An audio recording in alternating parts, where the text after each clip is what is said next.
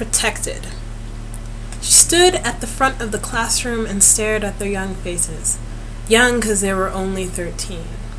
They'd done the growing and changing thing 2 years ago, before it was illegal to explain where babies came from. Their eyes were glazed over already from boredom and sheer lack of interest.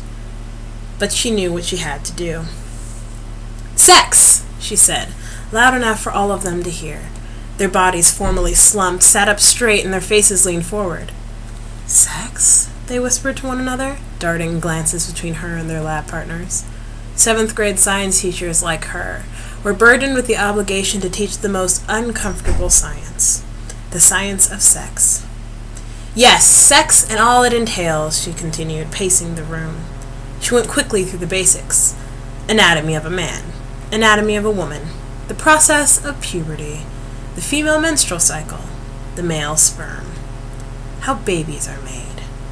She kept glancing at the door, afraid some angry parent who had just found the permission slip that their mischievous child had hidden under his pillow would barge in and demand, "What the hell are you teaching my kid?"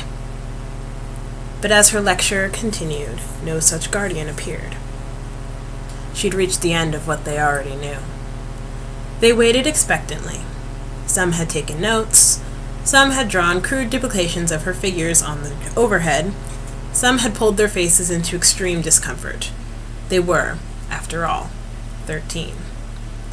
"Now," she said, rolling her shoulders and taking a deep breath, "do you know what sexual intercourse is?" No one said anything. She knew she wasn't supposed to teach this. Federal law told her the school would lose money if she even breathed a word against abstinence or for contraception. The school itself had threatened her job if she did it again. But they needed to know. She thought of the girl in the back of the room who always wore short skirts and low-cut tops despite dress code. She thought of the pregnancy rate of women under 18 in America that past year. She thought of the boy in the front row who had managed to kiss 15 girls in his grade already, and it was barely spring.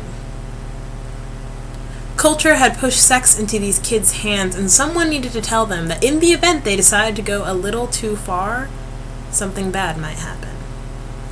"Knowledge is power," a poster above her chalkboard said, and if they knew, they would make better decisions. If they knew, they would think twice and probably abstain. And so what if they didn't abstain?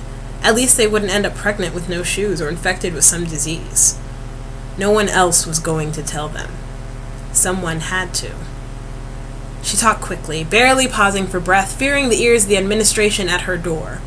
The facts flew from her mouth like she'd known them forever.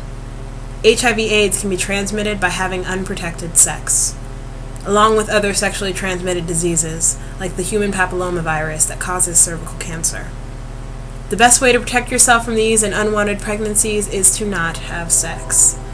But if you do have sex, use reliable birth control, like condoms, pills, and good sense. Don't let anyone pressure you into sex. Know that no means no all the time. You can buy condoms at the local pharmacy without a prescription, and if you need birth control, talk to your parents.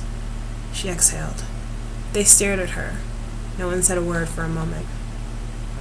Then one kid raised his hand. "Yes, Jeremy," she said. "My aunt told me that if I have sex before I get married, God will kill me. Is that true?" This is what abstinence-only programs do to children, she thought. They learn to know nothing.